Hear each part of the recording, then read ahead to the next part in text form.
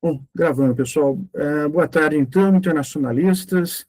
Retomando após 2 semanas, né, de participação na banca lá, na banca de concurso público, né, na UFPEL, como vocês tomaram ciência. Infelizmente, eu peço milhões de desculpas para a Larissa, que não tem sido notificado do andamento da nossa disciplina.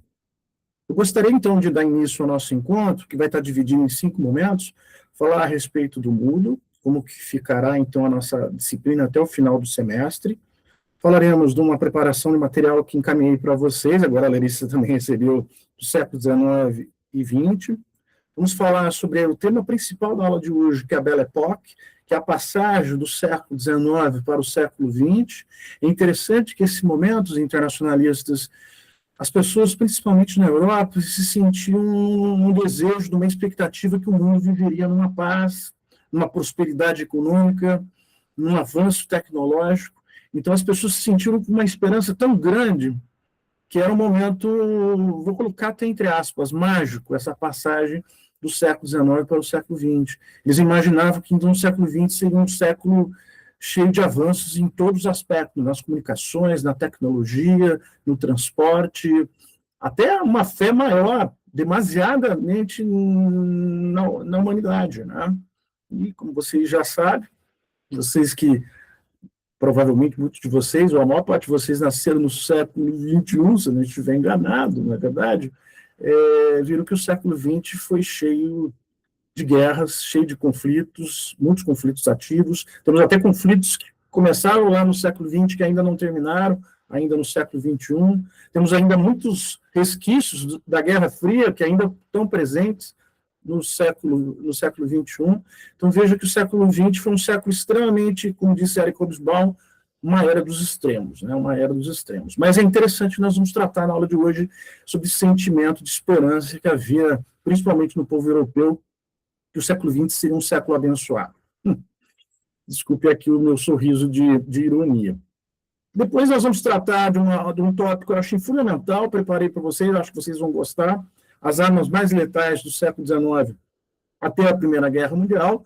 Depois eu preparo armas mais letais ao longo de todo o século XX, século XXI. Prometo que farei isso nos nossos próximos encontros, principalmente quando formos tratar sobre a Segunda Guerra Mundial. E, por fim, um plus no nosso encontro de hoje, sexta aula, Israel, conflitos e exportação de defesa. Eu quero trazer alguns dados em relação a Israel, os conflitos que Israel está envolvido nesse presente momento, e a questão principalmente de Israel, as armas e as indústrias de armas israelenses batem recordes nesses últimos 5 anos. Eu queria chamar a atenção de vocês em relação a isso. Então, para dar início ao nosso encontro, de fato, depois desse breve introito, vamos dar uma olhada no nosso Moodle, pessoal. Nosso Moodle, então, hoje é a nossa aula número 6. Vocês estão conseguindo visualizar aí, pessoal? Tranquilo? Alguém me dá um sinal? Maravilha, Lucas, obrigado. Vamos lá, então, pessoal. Aqui, então, nós temos Belle Époque, 22 de abril. Na próxima semana, a gente vai tratar sobre a Primeira Guerra Mundial. A nossa monitora, a Juliana, vai nos ajudar a aumentar aqui o volume de material para a gente preencher nesse mundo, para que vocês tenham muito acesso a muitos documentos, a muitos textos. Gostei que ela falou sobre os mapas mentais. Então, a gente enriquecer ainda mais o nosso encontro, né, da aula 7 e das aulas seguintes. Pessoal, caso não haja nenhuma modificação para o próximo encontro na semana que vem, nossa última aula em abril, a gente, então, fará a nossa prova no dia 6 de maio. A nossa prova de 6 de maio, então, temos os seguintes tópicos para a prova, né? Guerra Civil Americana, Guerra de Unificação Alemã, Imperialismo Europeu na África e Hegemonia Britânica, aqui, de fato, falando sobre a hegemonia britânica, e aqui, depois desse longo e tenebrosa ausência, né, vamos ter essa aula número 6, Belle Époque, e na próxima, Primeira Guerra Mundial. A gente, então, retorna no dia 13 de maio, depois da prova, para falar sobre a Revolução Russa e a demolição de Versalhes. Faremos, então, um encontro bastante longo nessa tarde, dia 13 de maio, tratando sobre esses 2 tópicos fundamentais, né, que envolvem o período entre guerras, mas principalmente a demolição de Versalhes, né, mas não podemos também ignorar a Revolução Russa de 1917. Né. dar importância a tantos dois momentos, tanto a fevereiro e outubro de 1917. Aqui, então, depois a gente vai tratar sobre a ascensão do nazismo e Munique, em 1938. Também vai ser uma aula bastante longa, do dia 20 de maio, falando, então, desde a chegada de Hitler e toda a demolição de Versalhes até Munique, em 1938, que é a última vontade, vamos dizer assim, a última disposição dos franceses e ingleses em relação a Hitler, e que, de fato, em 1938, eles enxergaram, de fato, quais eram os desejos de Hitler, desejos extremamente expansionistas. Até 1938, pessoal, a gente pode dizer que França e Inglaterra tinham a seguinte perspectiva: Hitler queria somente ser um revisor do Tratado Injusto de Versalhes, do Tratado Punitivo de Versalhes. Eles enxergavam Hitler dessa forma. Mas essa boa vontade em relação a Hitler, a partir de 1938, a partir do Acordo de Munique, foi modificado. É uma aula que eu quero lançar essa tese para vocês e espero que vocês possam aqui participar, a gente discutir a respeito disso. Até interessante essa minha tese, pessoal. Pois não, Maria? Perdão, professor, te interromper, é que eu estava tendo dificuldade de entrar na chamada. Eu queria só questionar se o senhor chegou a falar alguma coisa sobre a prova da semana que vem, ou se o senhor vai falar depois. Estou falando aqui, Malu, eu repito aqui. Tá bom, obrigada, professor. Eu que agradeço. Então, vamos aqui, Malu. Hoje, então, a aula de 6 de abril, Belle Époque, 22 de abril. Na semana que vem, 29 de abril, Primeira Guerra Mundial. A nossa prova, então, Malu, está agendada para o dia 6 de maio. 6 de maio, tá? Basicamente isso. Voltando aqui, então, pessoal. Aqui a ascensão do nazismo no Munique, 1938, 20 de maio, isso que eu acabei de dizer para vocês. E uma coisa que eu queria destacar para vocês dessa aula. Hitler, bem próximo ao suicídio dele, ele disse o seguinte, as seguintes palavras que foram anotadas e deixadas, então, para o nosso conhecimento. Ele disse o seguinte: deveríamos ter começado a guerra em 38, deveríamos ter começado de imediato a Munique em 38. Isso, vamos fazer presencial a nossa prova, né, no dia em maio. Aqui, pessoal, nós vamos ter, então, a primeira parte da Segunda Guerra Mundial, 27 de maio, aula número 12, Segunda Guerra Mundial, segunda parte, 3 de junho, aula número 13, Segunda Guerra Mundial, terceira parte, 10 de junho. Finalizamos o nosso encontro, em termos de conteúdo, no dia 17 de junho, com o início da Guerra Fria. Convido a todos e todas, até você também, Larissa, para fazer a disciplina de História das Relações Internacionais da Guerra Fria, é uma DCG de Relações Internacionais. Se tiver interesse, faça essa cadeira, que nós tratamos com maiores detalhes, com maiores minúcias, né, com maiores pormenores, as fases, né, da Guerra Fria, até o fim dela, até o desfecho dela. E aqui, voltando à História dos RB, a nossa prova no dia 24 de junho. Tá? Isso aqui, então, seria basicamente a nossa disciplina da aula de hoje adiante. Só, então, repetindo, que nós vamos tratar agora, falamos do mundo, daqui a pouco eu vou falar do século XIX e XX, aqui fazendo um panorama bastante interessante, porque nós vamos estar falando na aula de hoje sobre essa passagem do século XIX e XX, vamos fazer, então, aqui uma retrospectiva do que nós falamos até o presente momento.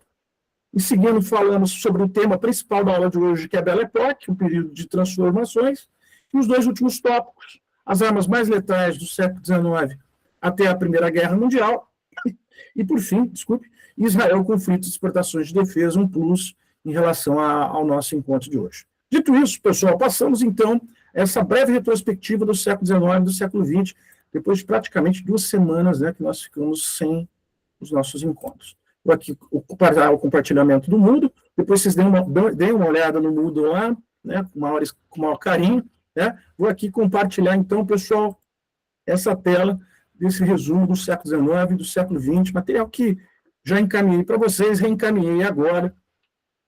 Vamos dar início, então, de fato, ao nosso encontro de hoje. Vamos lá, então, pessoal, séculos XIX e século XX, uma análise histórica e social. Que é o que a gente faz um pouco nessa disciplina, né, pessoal? A gente tem essa dimensão histórica, a gente tem essa dimensão social, essa dimensão também militar e diplomática, e de vez em quando a gente vê também nos nossos encontros uma dimensão também econômica, né? Então vamos aqui analisar nessas perspectivas agora a dimensão, né, uma análise histórica e social, essa dimensão em relação aos séculos XIX e século XX, fazendo mais ou menos uma retrospectiva do que nós falamos até o presente momento. Vamos lá. Então, esta apresentação ela vai explorar as profundas transformações que moldaram o século XIX e século XX, com foco nas perspectivas, evidentemente, de um dos maiores historiadores do século XX, o Eric Hobsbawm, né, e os eventos marcantes que definiram cada período. Então, essa perspectiva que adotaria aqui é mais ou menos na linha de Eric Hobsbawm, com seus 3 clássicos, né? Vocês já tiveram acesso a eles, tiveram disponível principalmente História dos RI, né? A Era das Revoluções, a Era dos Impérios, e agora a grande obra que trata sobre o século XX, a Era dos Extremos. Como já disse inúmeras vezes para vocês, eu acho que no acervo bibliográfico digital de vocês, ou mesmo impresso, deve ter essas 3 grandes obras do Hobsbawm, esse grande historiador do século XX. Bem, pessoal, vamos lá então. Então, o século XIX, a era da expansão. Então, segundo Eric Hobsbawm, o século XIX foi marcado pela vigorosa expansão do capitalismo e do colonialismo. Eu acho, pessoal, se perguntar um dia para vocês, vocês fossem falar, como que se define o século XIX? Além de dizer, os historiadores, os estudiosos de relações internacionais, principalmente os teóricos de RI, eles sempre falam o século XIX como um século de paz, que nós não tivemos grandes guerras travadas entre as grandes potências. A maior parte dos conflitos que acontecem no século XIX são guerras localizadas, como, por exemplo, a Guerra Civil Norte-Americana e, principalmente, a Guerra Franco-Prussiana. São guerras localizadas, que não envolvem as potências centrais. Então, o que eu gostaria de dizer para vocês, além de dizer que o século XIX é uma era da paz, principalmente pensando em termos de Europa, já que praticamente na Europa, século XVI, século XVII, século XVIII, foi marcada por grandes conflitos, muitos conflitos, envolvendo as principais potências centrais, o século XIX também ele pode ser dito da seguinte forma: é um momento de grande expansão do capitalismo, e então a gente já tem esse capitalismo com essa faceta industrial, e principalmente algo que já falamos nos encontros passados do colonialismo. Né? A gente falou de forma bastante exaustiva, né, a respeito do conceito de imperialismo segundo Lenin. Eu acho fundamental que vocês memorizem esse conceito, é um conceito clássico de imperialismo, de colonialismo. Então, a gente pode, então, expressar dessa forma. É tanto a expansão do capitalismo, com essa faceta, esse capitalismo industrial, e principalmente a expansão do colonialismo, principalmente que vai ser praticado pelos países europeus, as potências europeias, em relação tanto ao continente africano e o continente asiático. A gente já teve a oportunidade de discutir nessa cadeira, nessa disciplina, a respeito do imperialismo europeu na África. E, pessoal, este período é de intensa globalização. Tem muita gente que gosta de falando bobagem, né? A globalização é um fenômeno dos anos 90, só vai acontecendo nos anos 90 do século XX. A globalização já acontece com as grandes navegações, principalmente dos países ibéricos. A globalização já acontece com uma certa intensidade nesse momento que nós estamos falando do século XIX, e também vai ganhar novos traços ao longo do século XX. Né? É claro que determinados conceitos, determinados termos, determinadas fases, alguns autores gostam de dizer que é uma novidade. Na verdade, a gente tem que pensar sempre, pessoal, internacionalistas, que muitos dos eventos que se repetem, quer dizer, que eles, na verdade, têm uma nova plástica, né? Uma nova paginação. Né? Não há nenhuma novidade em muitas das características. É claro, vamos colocar aqui, sendo mais preciso no que eu quero dizer, nós tivemos as várias fases do capitalismo, né? O capitalismo comercial, o capitalismo industrial, o capitalismo financeiro, o capitalismo das grandes finanças. Então, é claro, há novas especificidades, né? As fases do capitalismo. Até esse capitalismo que agora nós estamos vivendo e vivenciando no século XXI, claro que guarda também especificidades, guarda certas peculiaridades, mas a globalização em si, ela evidentemente, ela vai tendo uma repaginação de fatos que, evidentemente, a gente sempre tem que pensar a história a curto prazo, pensando, então, em eventos conjunturais, mas a gente também não pode perder essa característica da história como um longo processo, né, como um longo processo que vai ganhando, evidentemente, algumas peculiaridades, uma nova paginação. Eu acho que é sempre importante a gente pensar a história de uma forma conjuntural, em eventos mais isolados, com eventos com certas características, com certas especificidades, mas também pensar a história como estrutura, né? Partindo de um longo processo. Juliana, está bem? Explicação, monitora? Tudo tranquilo? Tudo tranquilo. Vamos prosseguir aqui, então, pessoal. Aqui, então, pessoal, continuando aqui, né? Domínio, como já várias vezes já disse para vocês, né? O século XIX, principalmente esse imperialismo, quando eles fazem a partilha do continente africano, eles fazem essa grande partilha do continente africano, dizendo, olha, essa parte é minha, essa parte é sua, e aquilo que eu chamei a atenção de vocês. Franceses pensando no continente africano de leste a oeste, britânicos pensando no norte e sul. É um grande momento de zênite, de apogeu, de domínio europeu sobre o mundo. Aquilo que eu também já disse nos nossos 2 últimos encontros, praticamente os britânicos dominando 25%, né, da porção terrestre no mundo. Então, foi um império gigantesco, né, pessoal? Tanto que aquela frase, ela sintetiza muito bem. O império onde o sol nunca se põe, né? Dominava os mares, dominava as finanças, que foi o nosso último encontro. A gente falou um pouquinho a respeito da forma de hegemonia dos britânicos, né? Mas de fato, um momento de grande domínio por parte dos europeus. E aí, ele vai se estender da Revolução Russa de 1917 e o fim da Primeira Guerra Mundial, em 1918. Interessante, né, pessoal? Vocês fizeram a cadeira de História da RA, que nós discutimos sobre as várias civilizações do mundo. A civilização europeia praticamente reunia mais desvantagens do que as demais civilizações, principalmente a China Ming. Vocês devem se lembrar desse texto do Paul Kennedy, né, do livro Ascensão e Queda das Grandes Potências. Mas é interessante o quê, pessoal? Os europeus, apesar de todas essas desvantagens, conseguiram lidar melhor com elas. E com as vantagens que eles tinham, que eram poucas, eles também conseguiram se sobrepujar sobre as demais civilizações. Praticamente, então, os europeus foram galgando degraus até alcançar esse domínio no século XIX. E aí a gente chega no século XX, pessoal, nós vamos ter 2 grandes guerras mundiais que eles praticamente se digladiam e esse domínio que ocorreu no século XIX, ele chega ao fim. Aqui o Leibniz deixa muito claro que esse domínio europeu ele já se encerra com a Primeira Guerra Mundial. E ele diz isso de uma forma muito clara, pessoal. Por quê, pessoal?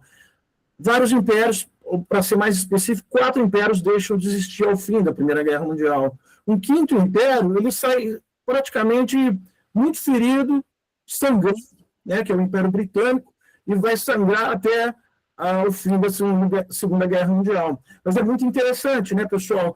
Grandes impérios europeus que deixam de existir a partir do fim da Primeira Guerra Mundial. E essa destruição europeia que praticamente leva, então, a uma superação e 2 superpotências, ao final da Segunda Guerra Mundial, vão ocupar esse vácuo de poder deixado pelos europeus, que é algo que eu sempre tenho dito também para vocês, de uma lei das relações internacionais, que todo vácuo de poder será preenchido por novas potências ascendentes. Foi isso que aconteceu ao final da Segunda Guerra Mundial, quando os Estados Unidos e a União Soviética preenchem esse vácuo. E o que também é importante aqui frisar, repetir, né? Eu sou muito repetitivo, vocês sabem disso, mas vocês memorizam assim.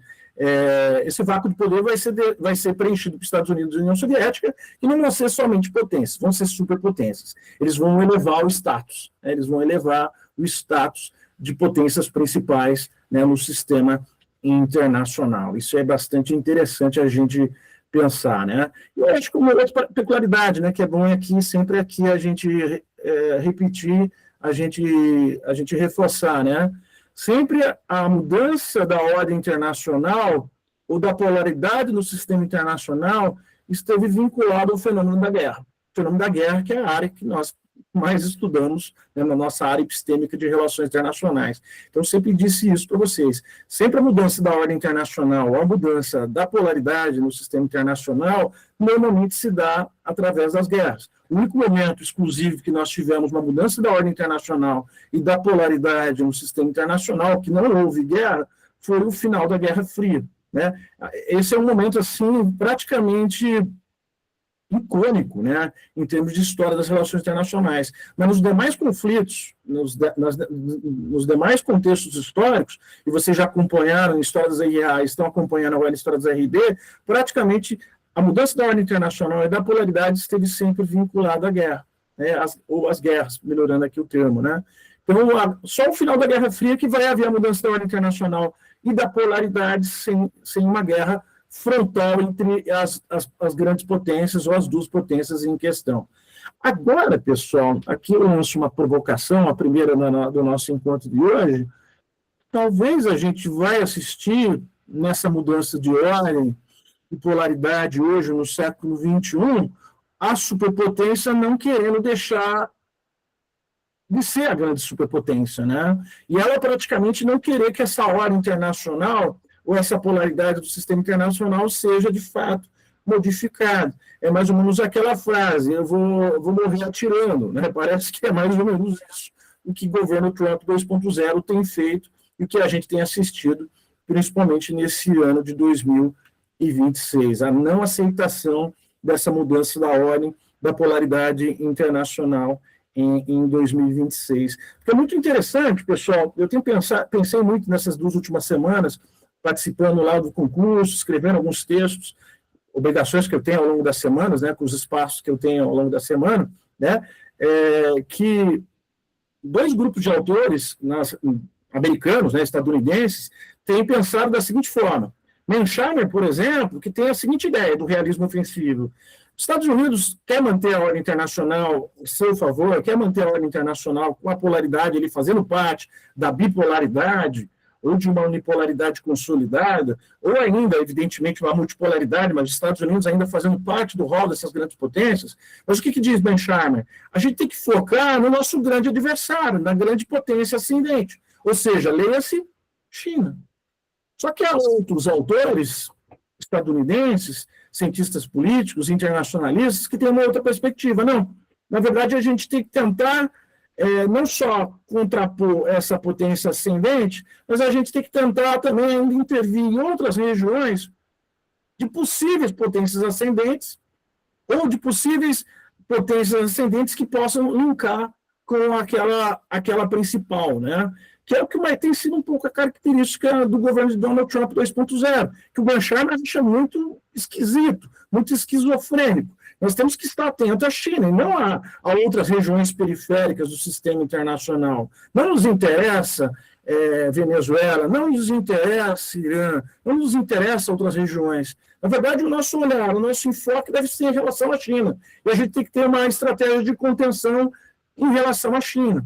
Então, é interessante esse debate que está acontecendo nos Estados Unidos, entre esses pensadores, esses grandes teóricos das relações internacionais, em relação a qual deve ser a estratégia dos Estados Unidos que deve ser adotada, né? Tentar ainda ficar focado mais na China, que é o grande adversário, que é a grande potência antagonista, que é essa grande potência ascendente, pensando naquela perspectiva do dilema de Thucydides, ou ficar tentando apagar fogo em regiões onde não há, de fato, um interesse real e imediato dos Estados Unidos, que tem sido, você deve estar acompanhando as críticas do Mearsheimer em relação à política externa de Donald Trump, né? Ele toda semana, ele faz uma crítica em relação a Donald Trump e até a própria a história da política externa norte-americana, que ele disse até um dos últimos vídeos, que é muito cruel, né? Muito cruel, muito brutal, e ele reconhece também as sanções, né, dos Estados Unidos em diversos países, que levou milhares de pessoas à fome e à morte, né? E já há números assim, já de fato problematizado por pesquisas, atestando isso, né, verificando isso. Me alonguei um pouquinho, pessoal, mas vocês conseguiram aqui me entender, né, o que eu estava falando, principalmente em relação à política externa dos Estados Unidos, certo, pessoal? Obrigado, Malu. Vamos aqui, então, voltando aqui à característica da civilização otocentista, né? Então, aqui, né, economia predominantemente capitalista, estrutura legal e constitucional de cunho liberal, interessante, né? As revoluções liberais, elas vão pulular ao longo do século XIX, não é verdade, pessoal? e contrapondo aos regimes absolutistas, regimes monárquicos, as guerras, os conflitos que vão acontecer, então, no século XIX, vão estar com essa característica desse duelo entre conservadores e liberais, né? Classe hegemônica de natureza burguesa. Então, evidentemente, a burguesia, pensando aqui numa perspectiva de Hobsbawm, vai predominar tanto do ponto de vista econômico e principalmente do ponto de vista político, exultante com o progresso científico e material, que isso vai ficar muito caracterizado ao final do século XIX, e profundamente convencida da centralidade e superioridade europeia, que a gente também já conversou muito, principalmente quando nós falamos, né, sobre as teorias pseudocientíficas, sobre a ideia dos europeus serem superiores em termos de civilização, em termos de progresso, em termos de ciência, em termos de medicina, em relação aos demais povos. E aí se justificaram, eles buscavam também justificar essas questões, principalmente no continente africano, no continente asiático. Vamos aqui rapidamente, então, um breve século XX, rupturas e conflitos, transformações e eventos definidores. Então, aqui no início do século, marcado por revoluções e guerras globais, desestruturando antigas ordens sociais e políticas, né? Nós vamos ter a Revolução Russa de 1917, vamos ter a Primeira e Segunda Guerra Mundial. Alguns autores dizem que praticamente, alguns são atrevidos a dizer, tivemos a Guerra Franco-Prussiana, a Primeira Guerra Mundial foi uma continuação da Guerra Franco-Prussiana, a Segunda Guerra Mundial foi também uma continuação da Guerra Franco-Prussiana. Essa rivalidade entre França e Alemanha, evidentemente agregando novos personagens, agregando outros atores. Mas alguns autores têm sido atrevidos em dizer que tanto a Primeira e a Segunda Guerra Mundial foi uma continuação da Guerra Franco-Prussiana, né? Mas a gente não pode perder de vista que são duas guerras mundiais, né, que vão envolver um grande número de atores de não só países europeus, mas também de países fora do continente europeu. E aí a gente pode destacar não só os aliados do Reino Unido, né, como Austrália e Canadá, próprios Estados Unidos. O Brasil participa também da Segunda Guerra Mundial, não é verdade? O Japão também está envolvido na Segunda Guerra Mundial. Então a gente percebe uma série de global players participando, principalmente da Segunda Guerra Mundial, né? Que é comentarista na Globo News, a gente vai ver isso na semana que vem, quando formos falar sobre a Primeira Guerra Mundial. Ele diz que a Primeira Guerra Mundial ela tem uma característica muito mais europeia. Vamos conversar, dialogar um pouquinho a respeito disso e tentar contrariar essa definição do Demétrio, dizendo que a Primeira Guerra Mundial não deveria ser chamada de guerra mundial, mas uma guerra europeia, que envolveram uma série de atores europeus. Na visão dele, ela não teria uma característica como a Segunda Guerra Mundial de tendência mundial global. Mas é interessante, né, pessoal? A Primeira Guerra Mundial, praticamente, ela desestrutura toda essa antiga ordem social e política do século XIX. Tá? Então, vamos conversar um pouquinho a respeito disso também na semana que vem, quando formos falar sobre a Primeira Guerra Mundial, essa guerra que é considerada a Grande Guerra e considerada também a mãe dos acontecimentos do século XX. Vamos conversar sobre isso, fazer essas conexões, estabelecer conexões da Primeira Guerra Mundial com a maior parte dos eventos, os principais eventos do século XX. Bom, meados do século nós vamos ter o Holocausto, né, que foi algo muito marcante, trágico da Segunda Guerra Mundial, que os alemães fazem, não somente em relação aos judeus, mas fazem também em relação a todos os considerados inimigos políticos da Alemanha, né? Inimigos ideológicos da Alemanha, inimigos políticos da Alemanha, inimigos sociais da Alemanha, né, que vão ser vítimas desse holocausto. E a ascensão de conflitos ideológicos, como a luta entre o comunismo e a democracia. Acho muito interessante, pessoal, a gente perceber, não só em termos internos, mas em termos externos, esses conflitos que sempre vão acontecer, mas vamos pensar do ponto de vista internacional, entre tendências ideológicas. A gente pode ver isso. Eu acabei de destacar para vocês, nas aulas passadas, entre o conservadorismo e o liberalismo, né? Praticamente a gente viu isso nas revoluções burguesas, nas revoluções liberais, a Revolução Inglesa, a Revolução Americana, a Revolução Francesa, até os processos de independência e emancipação da América Espanhola e da América Portuguesa, leia-se Brasil, né, entre forças conservadoras e forças liberais. Isso vai ecoar até o século XIX. Aí a gente vai ver que no século XX nós vamos ter conflitos ideológicos entre comunismo, liberalismo e correntes antiliberais e anticomunistas, que são os regimes totalitários, principalmente o fascismo na Itália e o nazismo na Alemanha. Percebe, então, esses choques ideológicos que vão acontecendo ao longo do tempo, né? E hoje a gente pode perceber, já fiz essa provocação para vocês nos encontros passados, a gente pode ver novamente esse choque ideológico, novamente, não é verdade, pessoal? A gente pode ver agora movimentos de extrema-direita global, Donald Trump, Milei na Argentina, Bolsonaro no Brasil. A gente pode perceber também esses movimentos, não só também na Europa, dessa extrema-direita, se reforçando cada vez mais e promovendo encontros. E a gente pode perceber que esses encontros estão sendo cada vez mais periódicos, lançando até uma própria cartilha de como eles devem operar no sistema antes das eleições, durante as eleições e pós-eleições. E a gente pode constatar que praticamente essa cartilha ela tem sido vista, né? Por exemplo, o Donald Trump, antes das eleições dos Estados Unidos, ele dizia, olha, qualquer resultado que não for a minha vitória, eu vou contestar. Ele ganha as eleições, o que ele começa a fazer? Praticamente uma varredura contra a imprensa livre, independente, contra o próprio regime político, criticar o próprio sistema representativo, minar as universidades. A gente pode perceber isso no governo de Donald Trump. E cercear, principalmente, críticos opositores ao seu governo. A gente vê isso um pouco também na Argentina, e principalmente do governo argentino de Milei sendo um governo extremamente neoliberal, né? Tendo características muito interessantes que a gente pode fazer link também com o governo, vocês devem ter percebido que ele perdeu as eleições depois de um longo tempo.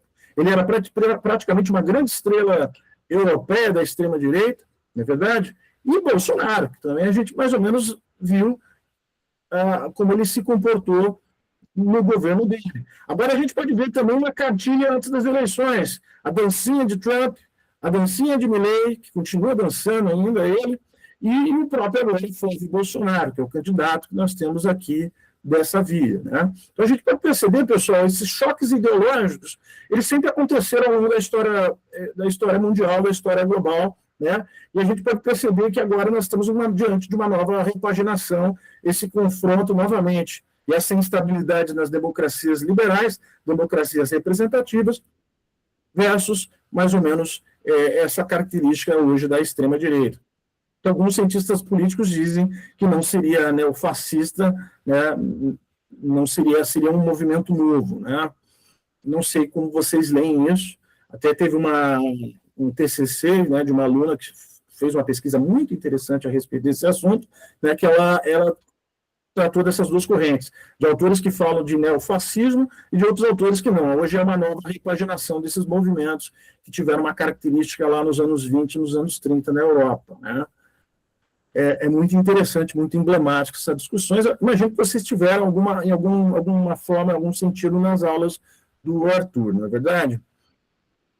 Bom, pessoal, aqui então a Guerra Fria, que foi a ameaça constante de conflito nuclear, né, a dissuasão nuclear, né, que foi uma das grandes características do contexto da Guerra Fria, inimigos, porém irmãos, como dizia Raymond Aron, né, e paz impossível, guerra improvável, essas duas frases icônicas do Aron, né, mais ou menos sintetizando o que foi o contexto da Guerra Fria entre Estados Unidos e União Soviética, blocos de poder ligados, né, aos Estados Unidos e à União Soviética, fazendo então essa cortina de ferro. Aqui um breve resumo do que nós vimos do século XX. E aqui, então, no fim do século XX, a redução do papel dos Estados nacionais, um pouco da corrente neoliberal, reduzindo cada vez mais a participação dos Estados na economia, na questão social, ele, então, se vinculando a somente questão de segurança e a ascensão das atividades transnacionais como força dominante. Então, a gente percebendo também o que, pessoal, cada vez mais as empresas transnacionais ganhando mais respaldo, mais força econômica, mais lobby político, muito mais influência dentro, tanto do ponto de vista interno quanto do ponto de vista externo, em relação aos Estados. E a gente perceber também, né, pessoal, que muitos dos conflitos que vão acontecendo ao fim do século XX e agora no século XXI, atuando atores não estatais. Tem sido também uma marca desse século XXI, né? Atores não estatais ganhando cada vez mais força, ganhando cada vez mais vigor e estando também muito presente, né, nos conflitos ativos. Aqui vamos destacar em relação, daqui a pouco nós vamos falar sobre a questão de Israel, mas você perceba, né, Israel está em conflito na faixa de Gaza, na Cisjordânia, e a gente percebe que Israel luta contra o Estado da Palestina, ele luta contra forças não estatais, não é verdade? E é muito curioso que também ele entra em guerra contra o Hezbollah, ele entra em guerra contra os Houthis, no Iêmen, não é verdade? Contra milícias no norte do Iraque. Então, perceba que agora que tem sido uma característica dos conflitos ativos do século XXI, estados praticamente declarando guerra ou entrando em conflito contra atores não estatais, algo que os teóricos das relações internacionais no início do século XX era algo que nunca aconteceria, o que era difícil de supor algo nessa característica com esse perfil. Então, a gente pode perceber, pessoal, que muitos dos conflitos ativos hoje, no século XXI, têm atuação de forças não estatais ou forças transnacionais, conceito que vocês já dominam, que a gente já discutiu na introdução às relações internacionais. E a gente percebendo também que empresas transnacionais, às vezes, o capital econômico delas é bem superior de muitos países pobres, não é verdade? Então, esse é um ponto também importante da gente chamar a atenção, esse movimento que começa lá com a Margaret Thatcher na Grã-Bretanha e com os Estados Unidos, essa diminuição cada vez maior do papel dos Estados nacionais, né? Então, a gente pode perceber que Ronald Reagan, por exemplo, tentou, então, destruir o modelo de Estado bem-estar social dos Estados Unidos, mais ou menos um modelo de Roosevelt, né? Que, evidentemente, caiu por terra, né? Isso é bem interessante quando a gente enxerga nessa perspectiva dos Estados Unidos.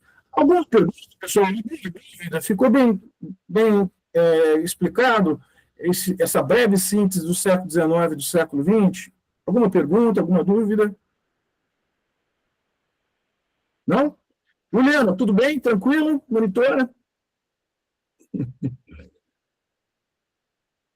Então é isso, pessoal. Encerramos esse primeiro tópico. Eu achei que me alonguei demais, né? Mas vamos lá, vamos dar prosseguimento ao nosso encontro de hoje. Agora vamos falar do tema principal da aula de hoje, que é sobre a Belle Époque, né? Acho que é muito interessante esse material que eu preparei para vocês.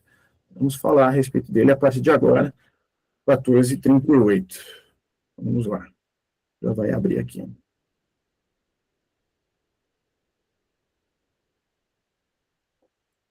Maravilha, pessoal.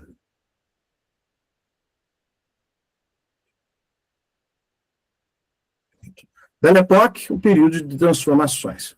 Vou tirar aqui meu óculos. Então, explorando as mudanças culturais e tecnológicas do final do século XIX ao início do século XX. Vamos lá, então, pessoal, explicando aqui esse tema que é o principal da nossa aula de hoje.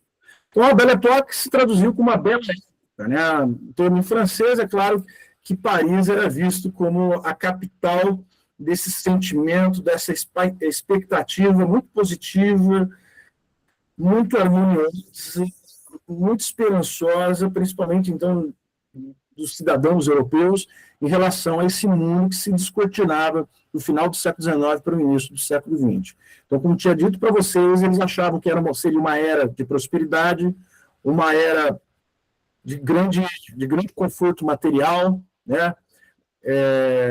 De redução dos conflitos sociais, de novas tecnologias, de melhoria nas comunicações. Então, era mais ou menos esse o sentimento que eu tento sintetizar em poucas palavras em relação a essa população, nessa mudança de século, né? E olha lá, caracteriza-se por uma era de estabilidade social e crescimento econômico na Europa, particularmente da França, esse período que se estendeu aproximadamente de 1871 até 1914. É frequentemente lembrado por suas inovações culturais, artísticas, tecnológicas que moldaram a vida urbana moderna. Pessoal, é muito interessante, pessoal, porque até em termos de inovações artísticas, culturais, até para quem gosta, no vestuário, vai também se modificar. Mulheres e tanto homens também vão começar a se vestir melhor, né? A modificar completamente os trajes, né? É muito interessante em termos de inovações artísticas, novas escolas, novos movimentos artísticos, né, que surgem, o expressionismo, o impressionismo, o dadaísmo, né? Vamos ter novos artistas surgindo a partir daí, Monet, Manet, Pablo Picasso. Então, uma série de movimentos do final do século XIX e no século XX, e que vão ser contestados principalmente por aqueles que eram saudosos, né, de uma arte muito mais ligada à greco-romana, né? Mas é bem interessante essas inovações também do ponto de vista artístico, desses movimentos, né, que vão ganhar força, que, em certa medida, vão ser contestados, mas, evidentemente, que também vão ter o seu legado muito importante nesse período, né? Então, é um período, assim, pessoal, de muito florescimento do ponto de vista artístico, né? Isso então, é uma coisa bastante interessante para a gente pensar, para quem gosta de enxergar também a questão do ponto de vista artístico. Então, aqui, o final do século XIX, ocorre um período de paz na Europa, principalmente na França, que permite o desenvolvimento cultural e econômico, né? Os salões literários, festas, boulevards cheios, né? As pessoas tendo esse sentimento, essa expectativa de paz, de um período de que não aconteceriam conflitos na Europa, né? Então, havia muita esperança em relação a isso, né, pessoal?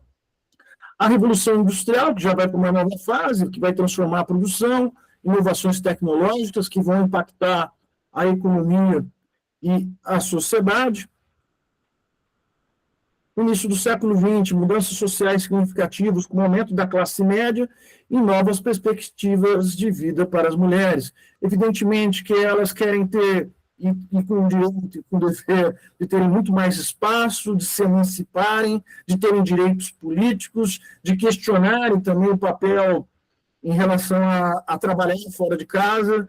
Então, é muito interessante também esse choque que começa a acontecer na Europa em relação à emancipação das mulheres, que também é um ponto muito importante, principalmente, né, Juliana, para quem faz parte das manas, que tem uma atuação mais ativa, né, nas manas, esse papel das mulheres que vão reivindicar também direitos políticos, né? Principalmente nós vamos enxergar isso em relação às inglesas, né?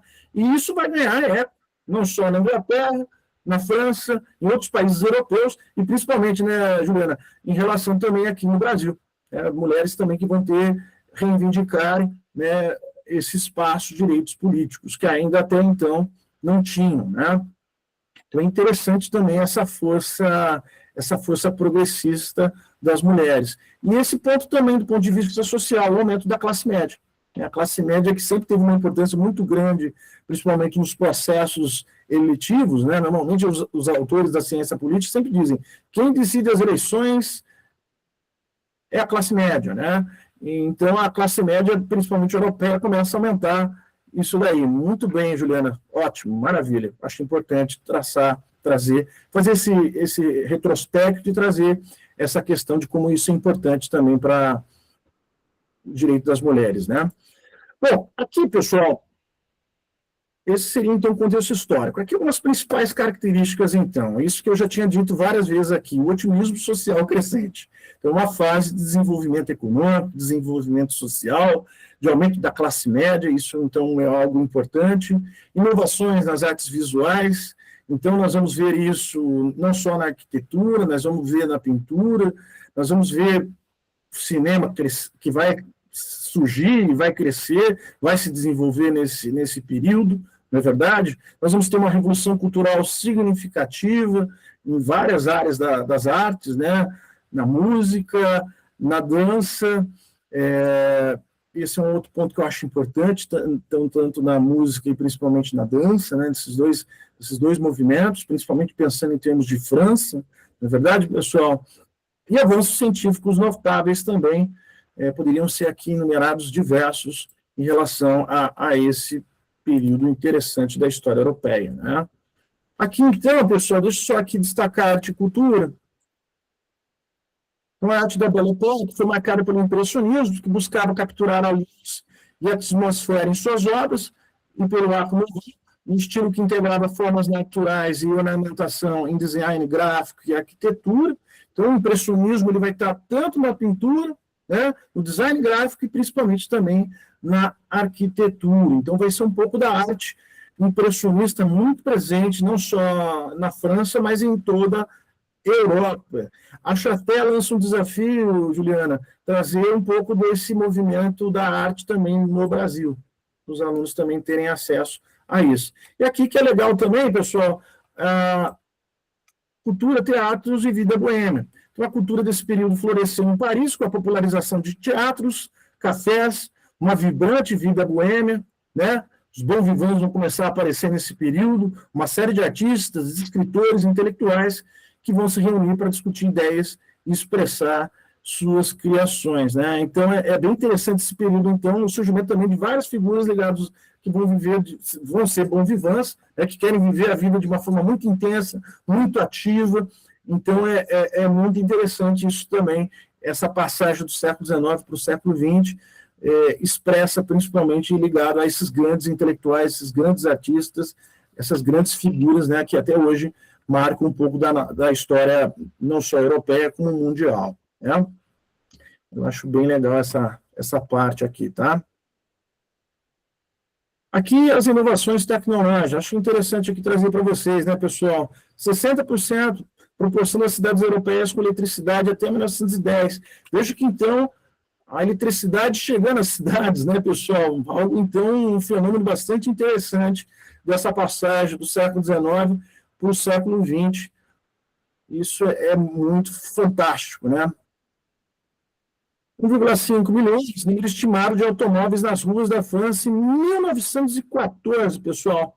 Então, também um número, assim, bastante interessante. E até acho legal alguns documentários que já assisti, pessoal falando, né, que as ruas do século XIX, principalmente no final do século XIX, cheiravam a esterco de cavalo. E esse cheiro vai deixando de existir a partir do momento que os automóveis vão ocupando as ruas, e não mais os cavalos, as carroças, não é verdade? Então, também isso é bastante interessante, essa passagem também, não só dos automóveis estarem ocupando as ruas, mas os cavalos, as carroças, as charretes, abandonando, perdendo o protagonismo que elas tinham, né, nas ruas, principalmente da França e das demais cidades europeias. Né? É bem interessante isso também, a gente observar. Né? 10 milhões de número de assinantes de telefone na Europa em 1914.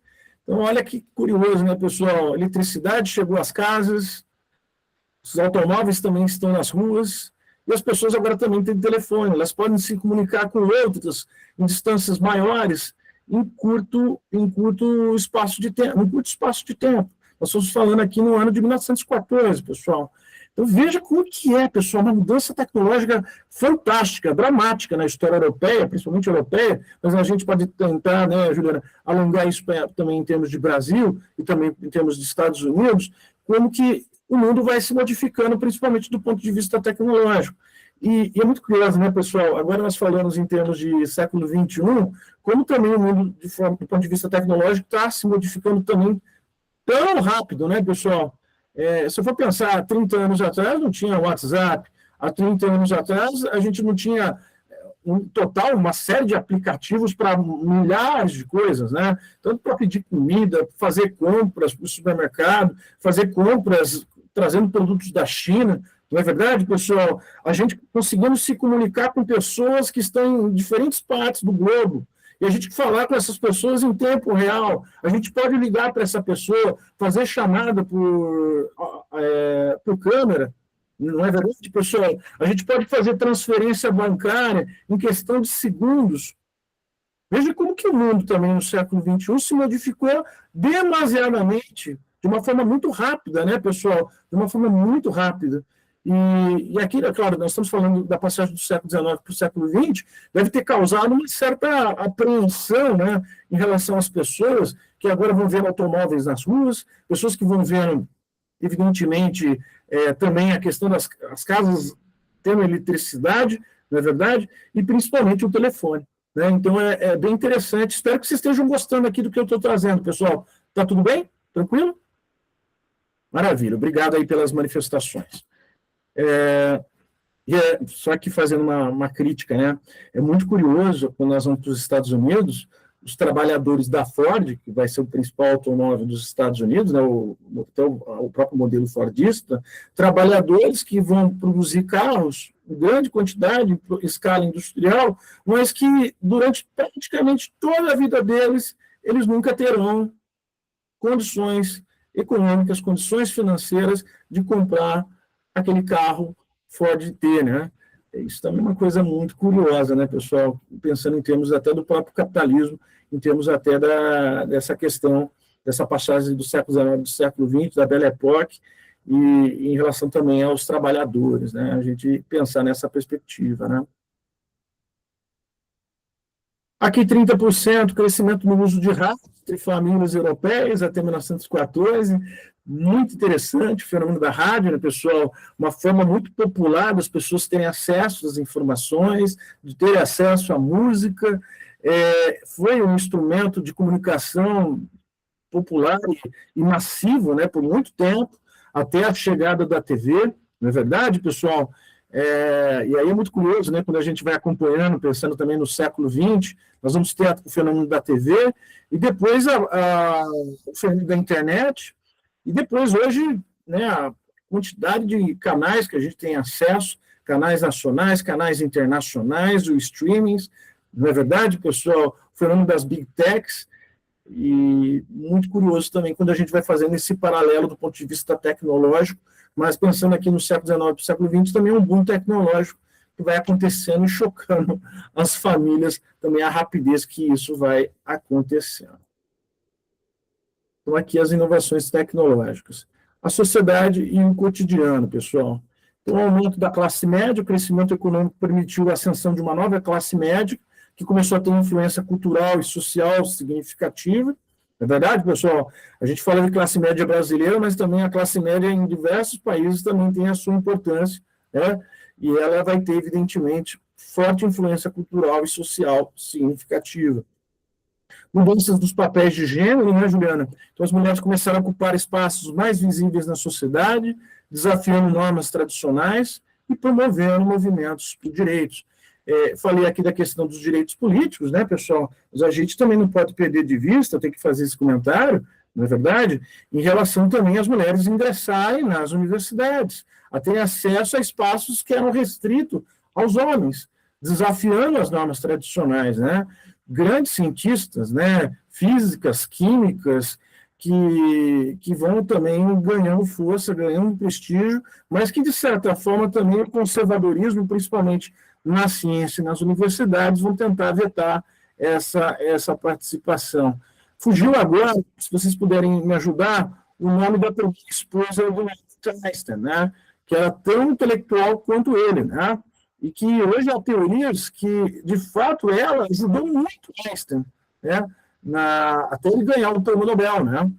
E até depois, quando eles se divorciaram, ela praticamente depois passou uma fase muito sombria, né, cuidando dos filhos de Einstein, e veio morrer praticamente com um homem não tão em prestígio quanto o próprio Einstein, né? Mas depois eu peço que vocês pesquisem, tem até um filme que fala um pouquinho a respeito disso, né? Era uma coisa em relação a essa questão de desafiar normas tradicionais e essa questão no espaço que era restrito somente aos homens, né? E que, de fato, elas vão começar a questionar nas universidades e, principalmente, reivindicando por direitos políticos, né? Eu acho que esse movimento das sufragistas é fundamental. Vida social vibrante, diversificada, como já tinha chamado a atenção de vocês, né? Cafés, teatros, eventos sociais vão se tornar centros de encontro, refletindo a riqueza cultural e o otimismo da época, né? É muito interessante isso também, pessoal, porque é essa fase de muito otimismo, né? De muita alegria, de viver o cotidiano, não é? Então, veja que esse é um sentimento que eu até imaginei, pessoal, eu até imaginei que as pessoas viveriam isso ou sentiriam isso depois do período pós-pandêmico, né? Imaginei que as populações de praticamente todo mundo teriam uma mudança, né, em relação à forma de se relacionar com o outro, a forma de se relacionar com as instituições, a forma de atuar em relação à vida, ledo engano da minha parte, achando que isso aconteceria com as pessoas no período pós-pandêmico. Parece que as pessoas regrediram do ponto de vista civilizatório, do ponto de civilidade, do ponto de urbanidade, né? Acho que cada vez mais a gente tem visto isso, assistido isso, e visto isso nos jornais, nas notícias do nosso dia a dia, né? Infelizmente, pessoal, infelizmente. Mas é muito curioso que, então, nessa passagem do século XIX para o século XX, havia esse sentimento de vamos viver o presente, né? Carpe diem, né? Muito interessante isso, pessoal. O impacto na moda. Acho legal isso aqui também trazer esse aspecto, pessoal. E também, então, durante a Belle Époque, né, a moda não apenas refletiu a opulência da época, mas também incorporou inovações técnicas e estéticas. Os vestidos eram caracterizados por silhuetas complexas, uso de rendas, bordados e tecidos luxuosos, além de acessórios elaborados que destacavam a elegância e o status social das mulheres. Então, aqui tem algumas imagens, né, para personificar essa questão, né? Então, mulheres muito bem vestidas, muito bem trajadas, então é bem interessante essas roupas, né, que caracterizam esse período da Belle Époque, né, nessa passagem do século XIX no século XX, né? Então, acho muito curioso também esse impacto na moda. E aqui a música e o entretenimento, né, essa faceta que eu acho também bem legal, né, das artes performáticas e da cultura de entretenimento, pessoal. Então, o crescimento do cabaré, os cabarés vão se tornar centros de inovação artística, levando à celebração de performances ousadas e novas formas de expressão, principalmente na França, né, pessoal, cabarés lotados, mulheres dançando, chamando atenção, né, então, novas formas de expressão, performances cada vez mais ousadas, né. Isso é bem interessante o que acontece. Nós temos aqui a companhia do Ping, que quer assistir a aula também. Deixa eu mostrar ele aqui para vocês, pulando no meu colo. Vamos prosseguir com a aula aqui. Pode ficar aqui, Ping. Aqui o desenvolvimento do Music Hall, né? O Music Hall vai apresentar uma mistura de comédia, música e dança, atraindo um público diversificado e contribuindo para a cultura popular, né? Então é interessante, além das performances que já tinha dito agora há pouco, né?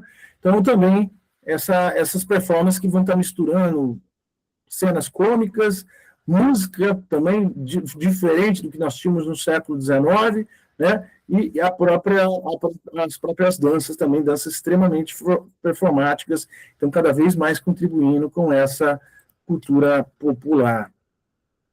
Popularização da ópera, então, também é muito curioso, várias óperas surgindo ao final do século XIX, século XX, e as pessoas cada vez mais gostando dessas apresentações, frequentando esses espaços, eram espaços que às vezes ficamos somente resignados a uma determinada classe, né?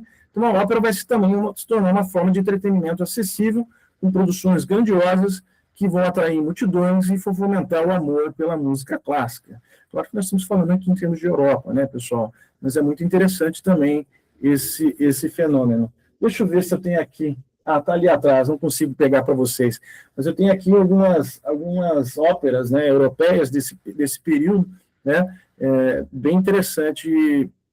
Gosto de ouvi-las de vez em quando, né? Mas elas são gigantescas, né? O horário delas, o período delas, né? Não sei se vocês gostam, mas é bem curioso que as pessoas vão também ganhando gosto, né, por essas óperas.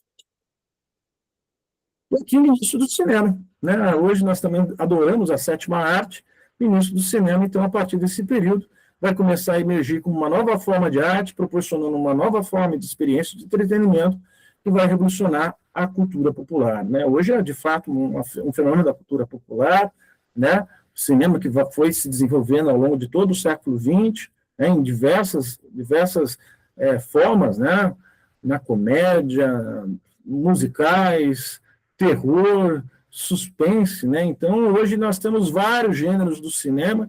Aqui o cinema, no seu início, tinha uma determinada faceta, mas muito rapidamente também foi ganhando vários gêneros, né? Para quem gosta, por exemplo, do expressionismo, vários filmes também que vão surgindo, principalmente ligados à questão alemã, né? O expressionismo também, o horror, né?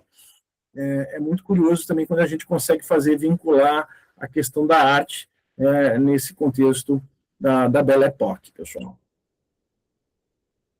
Está aprendendo aí, Pinheiro? Então, aqui, Belle Époque, então, simboliza um período de transformação cultural e social que mudou a identidade europeia moderna, influenciando desde as artes até as dinâmicas sociais, estabelecendo as bases para o mundo contemporâneo. O desafio aqui, eu achei interessante que a Juliana já é uma tarefa, uma missão para ela, uma tarefinha, que é para ela repassar para vocês, fazer esse contexto da Belle Époque em termos de Brasil e América Latina, né? A gente pensar em todas essas perspectivas que nós acabamos de falar, em termos de música, em termos de artes, a questão social, principalmente, né, Ju, em relação às mulheres, e também nas outras áreas que eu falei, principalmente em termos tecnológicos.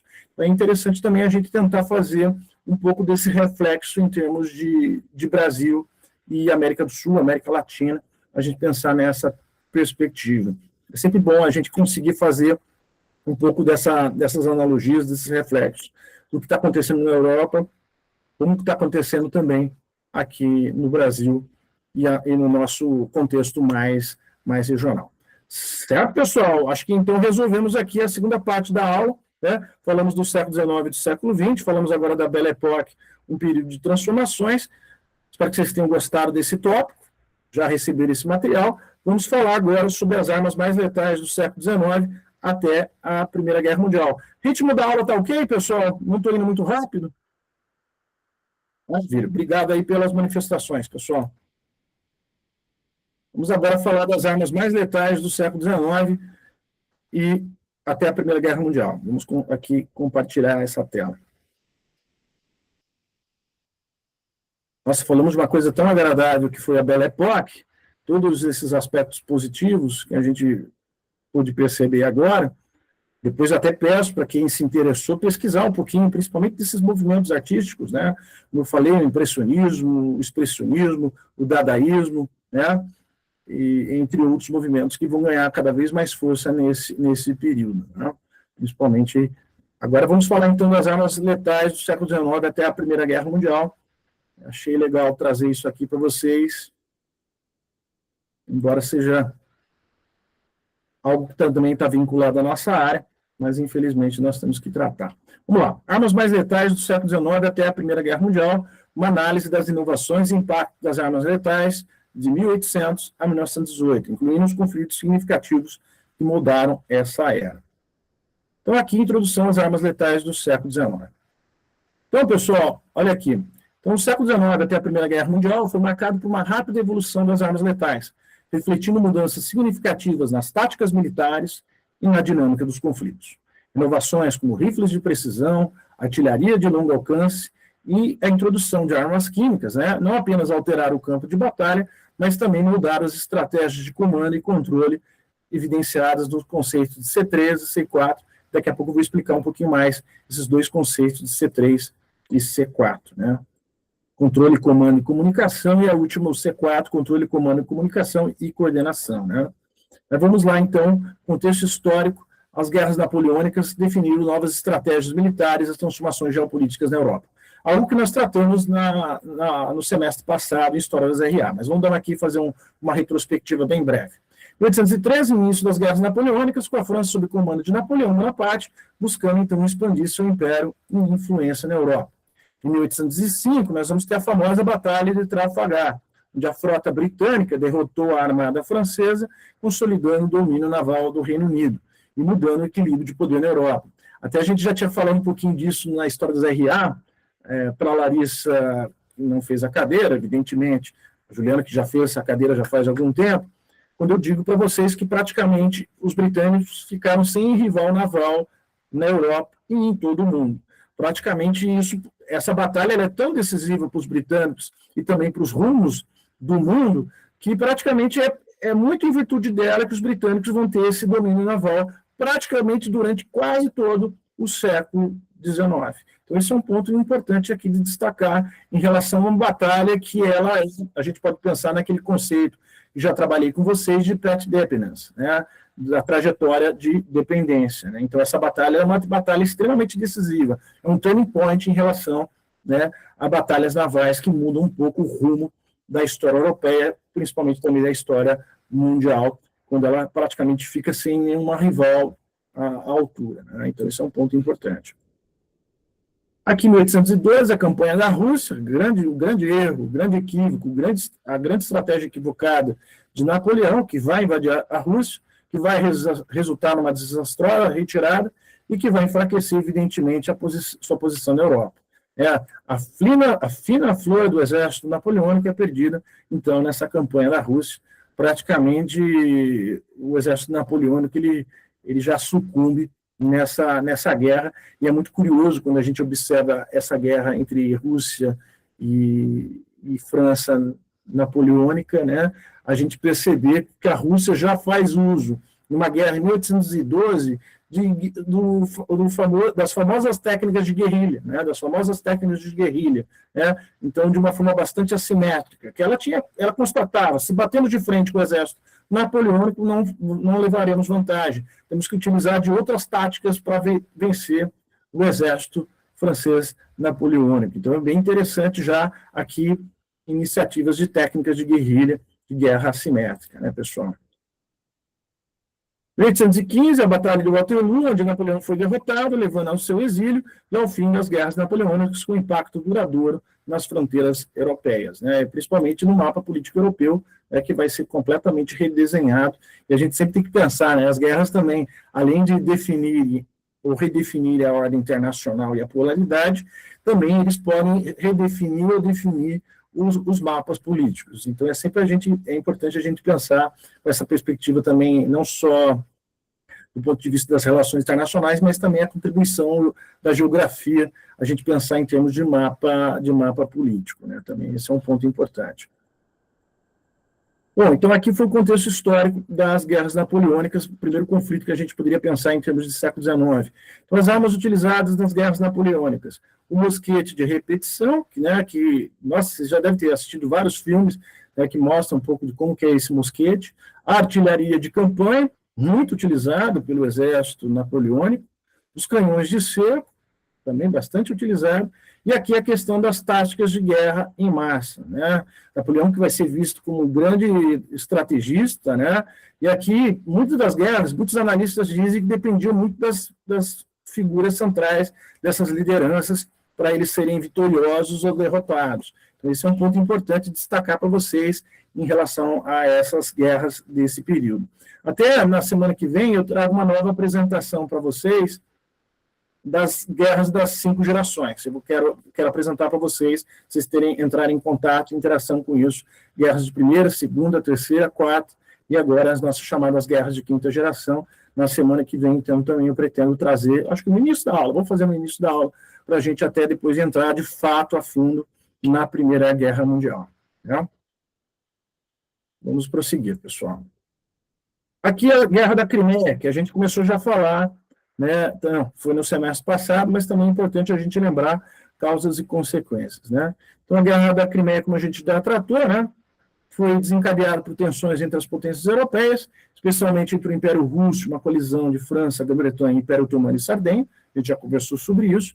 Esse conflito resultou em mudanças geopolíticas significativas na Europa, incluindo a diminuição, já falamos, da influência russa e o fortalecimento das alianças ocidentais. Então, é interessante que os franceses recuperam o legado napoleônico com essa vitória sobre a Rússia reconhece que está atrasada do ponto de vista social, do ponto de vista militar, do ponto de vista tecnológico, do ponto de vista econômico em relação às potências europeias, e os britânicos praticamente ficam ainda muito mais fortalecidos, muito mais vitoriosos do ponto de vista naval, né?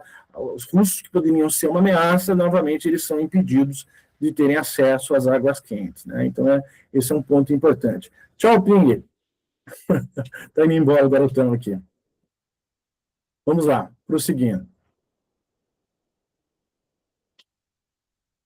Então, 40% do aumento da eficácia, então, daquele armamento que era utilizado nas guerras napoleônicas, houve, então, um aumento na eficácia dos rifles de precisão.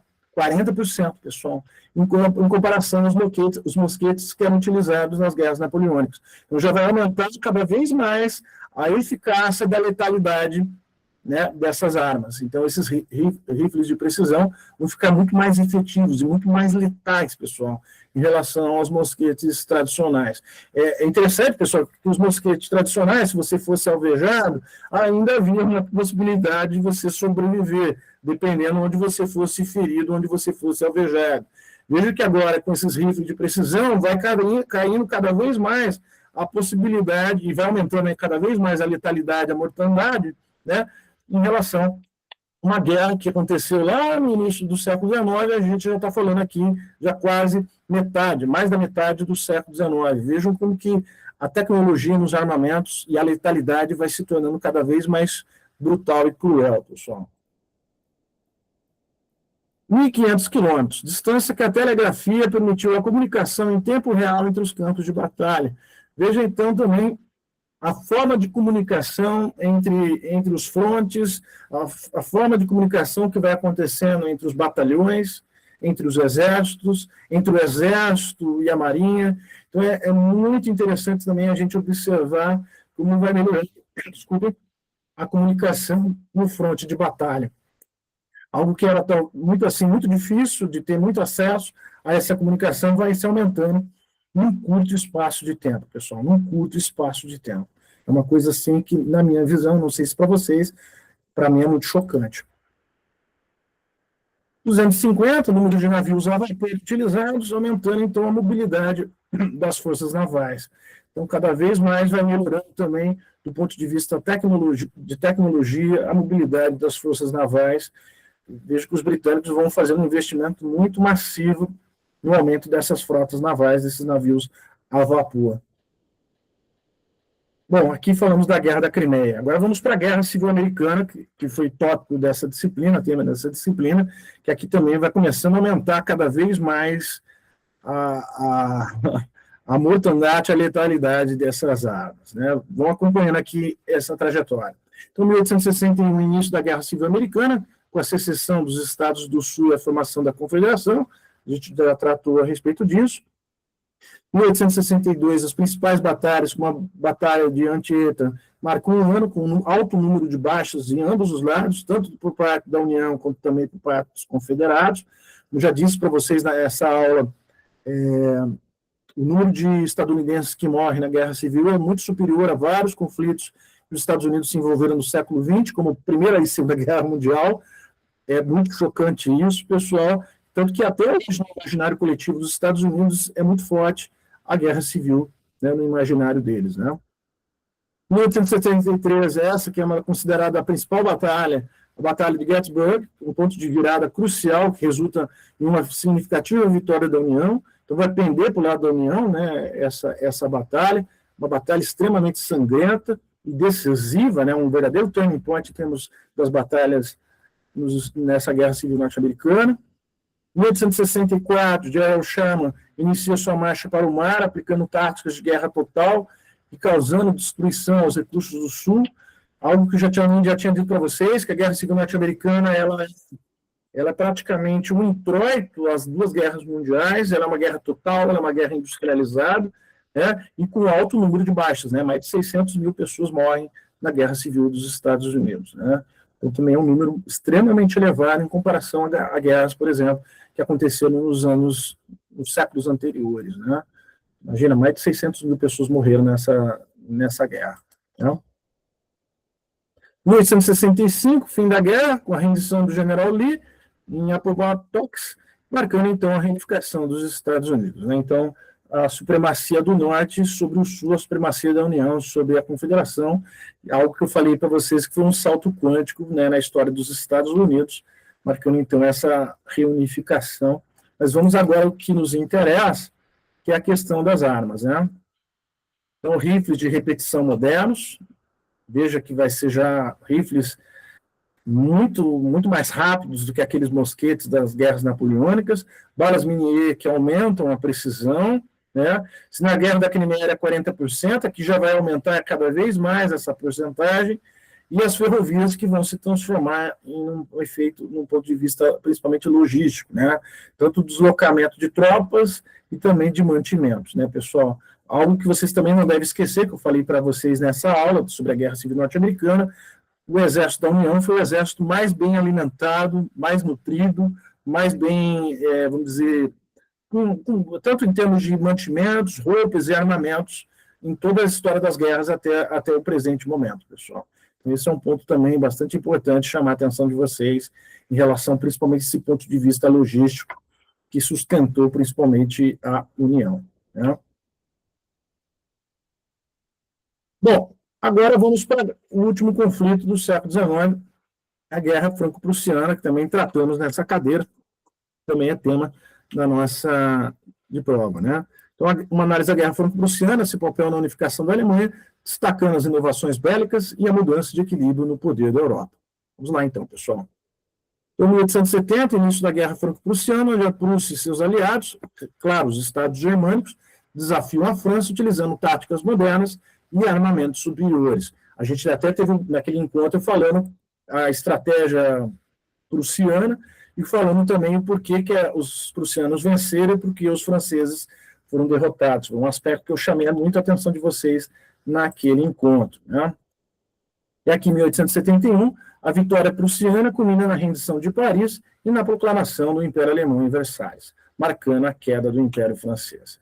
Interessante, né? Acabei de falar que Primeira e Segunda Guerra Mundial, para muitos autores, é uma repetição ou é um revanchismo da Guerra Franco-Prussiana, né? As humilhações que vão acontecendo nesses vários conflitos que acabei de citar para vocês. Aqui a proclamação do Império Alemão, do Segundo Reich alemão, né, em Paris, no Palácio de Versalhes. Depois é interessante que no vagão de trem vai ser assinado a rendição dos alemães na Primeira Guerra Mundial, e nesse mesmo vagão de trem vai ser também assinado a rendição dos franceses na Segunda Guerra Mundial. Veja como o aspecto histórico está presente no envolvimento entre franceses e alemães em 3 contextos diferentes: na Guerra Franco-Prussiana, na Primeira Guerra Mundial, na pós-Primeira Guerra Mundial em Versalhes, e depois a rendição francesa em relação à Segunda Guerra Mundial, né? Então, esse ponto, esse simbolismo é muito marcante, né, pessoal? Muito interessante isso, né? Aqui as armas, então, para chamar a atenção de vocês, né? Aqui o armamento prussiano, que passaram por uma revolução militar. Deixa eu só mostrar aqui para vocês. Deixa eu ver se... Vamos ver aqui. Então, aqui. Na Guerra Franco-Prussiana, a Prússia utilizou armas mais avançadas, como o fuzil Dreise, com carregamento por retrocarga, o que proporcionou uma taxa de tiro mais rápida e eficaz. A artilharia prussiana também fazia uso de canhões Krupp, que eu também tinha destacado para vocês, que eram mais leves e possuíam maior precisão, permitindo que as tropas prussianas mantivessem uma vantagem significativa em campo de batalha. Veja que também o peso das armas vai fazer diferença. Veja a qualidade, então, das armas faz diferença nessa guerra franco-prussiana. E o armamento francês, desvantagens estratégicas, também chamei a atenção de vocês. Por outro lado, a França dependia de armas menos eficazes, como o fuzil Chassepot, que, embora avançado para a época, não conseguia igualar a eficácia do Dreise. Além disso, a logística e o preparo estratégico das forças francesas foram comprometidos pela falta de comunicação eficiente, que eu já tinha dito para vocês, e pela introdução tardia de inovações tecnológicas, resultando em desvantagens nas batalhas decisivas. Interessante que a gente está falando isso na aula de hoje. Eu falei também na aula da Guerra Franco-Prussiana, das vantagens e desvantagens de prussianos e franceses nessa guerra em particular. Tem uma série de documentários também que falam um pouquinho a respeito disso. E depois a gente vai ter oportunidade, quando a gente for falar de Segunda Guerra Mundial, de mostrar também os erros logísticos, os erros estratégicos dos franceses, mas isso é tema para a gente tratar sobre a Segunda Guerra Mundial. Mas é interessante que aqui vocês não se esqueçam disso, nessa guerra em particular. Certo, pessoal? Vamos prosseguir agora com as armas. Não, já tinha dito, perfeito. Acho que tinha uma. Vamos lá. Primeiro, a gente encerrar aqui as armas letais, esse vídeo. Então, análise das causas e frente de batalha que moldaram um dos maiores conflitos da história. Semana que vem a gente vai reforçar muito desses elementos agora, né? Então, aqui, 1914, estouro da guerra com o assassinato do arquiduque Francisco Ferdinando, levando uma série de declarações de guerra. Semana que vem a gente conversa um pouquinho mais sobre isso, mas a gente já tinha tratado em outras aulas sobre essa questão de como que poderia ter sido uma guerra localizada, mas ela foi ganhando cada vez mais declarações de guerra, envolvimento de maior número de atores, né? Que não estavam, evidentemente, diretamente ligados ao conflito em si. Mas isso é algo que eu quero reforçar na semana que vem. Acho legal a gente conversar sobre isso. 1915, uso intenso de armas químicas, tanto que depois vai ter proibição do uso de armas químicas. Alguns estados não usam, outros estados ainda usam até os dias de hoje, né, pessoal? Mas é curioso que na Primeira Guerra Mundial houve o uso, então, de gás mostarda, né? E também a gente pode perceber que na Primeira Guerra Mundial, também a introdução de novas táticas de guerra, e que vai causar efeitos cada vez mais brutais, cruéis, principalmente nos seus combatentes, né? 1916, Batalha de Verdun e da Somme, embarques de um conflito prolongado e sangrento, simbolizando a resistência à carnificina. Como vocês sabem, uma das imagens mais marcantes da Primeira Guerra Mundial é a questão da Guerra das Trincheiras, é a trincheira, né? 17, entrada dos Estados Unidos na guerra, alterando o equilíbrio de forças, introduzindo novas tropas e recursos, né? E 1918, armistício em 11 de novembro, marcando o fim da guerra e o início da reconfiguração geopolítica na Europa, né? Então, aqui, um breve quadro da Primeira Guerra Mundial, que nós vamos falar com maiores detalhes na semana que vem. Aqui, então, os desenvolvimentos tecnológicos da Primeira Guerra Mundial, né? Opa, só aqui, pessoal. Então, aqui, tanques utilizados em combate na guerra, muito curioso, nós vamos ter, então, o uso de tanques na Primeira Guerra Mundial, né, que vai marcar, então, uma nova era de mobilidade, principalmente de táticas, né, com o uso, então, de tanques. Os aviões também que vão ser utilizados, então, não vai ser somente batalhas marítimas e terrestres, agora a gente também já tem batalhas aéreas, não é verdade? Então, o comando do espaço, essa disputa pelo comando do espaço, agora também vai se dar no espaço aéreo, com 3 mil aviões utilizados, que vão mudar a forma de reconhecimento e ataque, e 124 mil casualidades causadas por armas químicas, evidenciando seu impacto psicológico e físico, né? Então, aqui a gente, 3 pontos que eu acho importante aqui destacar para vocês: uso de tanques, uso de aviões e armas químicas também, que vão causar, então, impactos psicológicos e físicos. Semana que vem a gente fala um pouquinho mais sobre isso. Aqui, para encerrar, os conceitos de C3 e C4 em conflitos bélicos, né? Então, os conceitos de C3 e C4 são fundamentais para a eficácia das operações militares, envolvem integração de tecnologias, pessoal, de comunicação e informação, que permite o comando e controle eficaz da tropa. Então, para quem está anotando, C3, então, é comando, controle, comunicação. Esse é o C3. O C4 dá comando, controle, comunicação e coordenação. Esses são conceitos militares, que são utilizados muito fortemente pelos militares, mas para vocês entrarem em contato com esses conceitos na aula de hoje. Então, a evolução dessas abordagens ao longo das guerras, desde as guerras napoleônicas até a Primeira Guerra Mundial, mostra como a tecnologia transformou a estratégia de combate e a coordenação entre diferentes forças, né? Muito bem, pessoal. Aqui também esse conceito que vocês também já sabem, de Pat Demperness e guerra total, né? Vamos lá, então. Então, o legado das guerras napoleônicas, as inovações táticas e tecnológicas das guerras napoleônicas influenciaram a forma como os conflitos subsequentes foram conduzidos, né? Então, aqui é muito interessante esse legado, principalmente do ponto de vista das inovações táticas, a grande liderança de Napoleão Bonaparte, e depois também o próprio general britânico, né?